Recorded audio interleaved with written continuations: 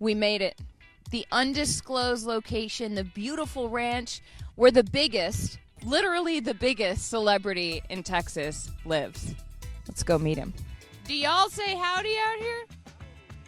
Wow. So this is Two Spot? This is Bevo's best friend? Look at this guy. What's a day in the life with Two Spot? Well, he gets to just kind of hang out on the ranch at all times. So most of the time they're out in this massive pasture back here, and he just gets to spend his days grazing on the grass or being fed. Kind of just depends on the day. So Longhorns, I have just learned, are social animals. Yeah. They like to have friends, so this is Bevo's best friend? Very best friend. They're the only two people, and they share this little plot of land behind us. Can we meet Bevo? This is a really huge moment. I'm a little starstruck. Bevo. Oh, wow. He is QB1. So on a game day, can you take me through what his schedule's like? So we have an 11 a.m. game tomorrow, and so we'll get here around 3:30 or 4, so about 6 or 7 hours before, and feed him, water him, and just get him ready for a big day, basically. He has his own trailer.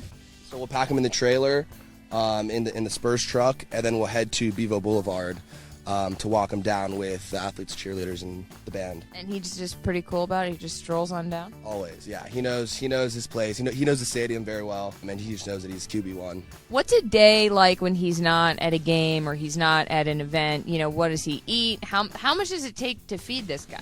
60 pounds of feed a day. So yeah, he's definitely packing it in. But if you're ever wondering what he's doing not on a game day, he's definitely somewhere out here in the pasture with Two Spot. Grazing, laying down in the shade, just doing something. It's so adorable that he just has a best friend he hangs out with when he's not at games. That's the cutest thing. Jacob, we got a game we want to play with you here. It's called Who's More Famous? And I'm going to start with Bevo or Matthew McConaughey. Oh, that's a tough one.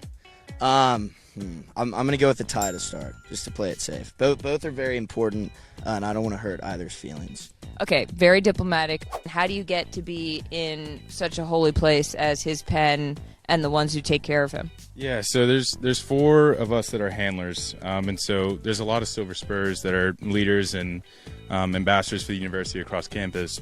The 4 handlers, you go through a training process, which is a semester-long deal where we hang out at the ranch. We come and hang out with the bakers who own the ranch and spend all their days with Bevo. And they teach us everything from how to work with an animal like this, how to be on the ropes, how to, keep him happy, how to feed him, pet him, everything in between. But there's 4 handlers that are then elected. Bevo or Jordan Spieth? I'm a huge Spieth fan, but I've got to go with Bevo. What is the Silver Spurs organization for those who aren't in charge of this beautiful animal? We're a philanthropic organization on campus that consists of around 100 to 150 people. And our big thing is philanthropy. We work with the Neighborhood Longhorn program, which is a very big program on campus, and it works with underprivileged youth. And then we have a big concert in the spring, which I think we raised $100,000 last year for the Neighborhood Longhorn program and a few other smaller charities. Let's see, Bevo or Vince Young? That's another tough one. Bevo's had a little bit longer of a career, and I think he will, so I've got to go with Bevo there. Bevo or Jon Hamm? Bevo, definitely. That's easy. Did you have any experience with ranches before this? I've never owned a dog in my life. I had a pet fish for a week that passed away, unfortunately. But and they trust you with this guy? Bevo or Kevin Durant?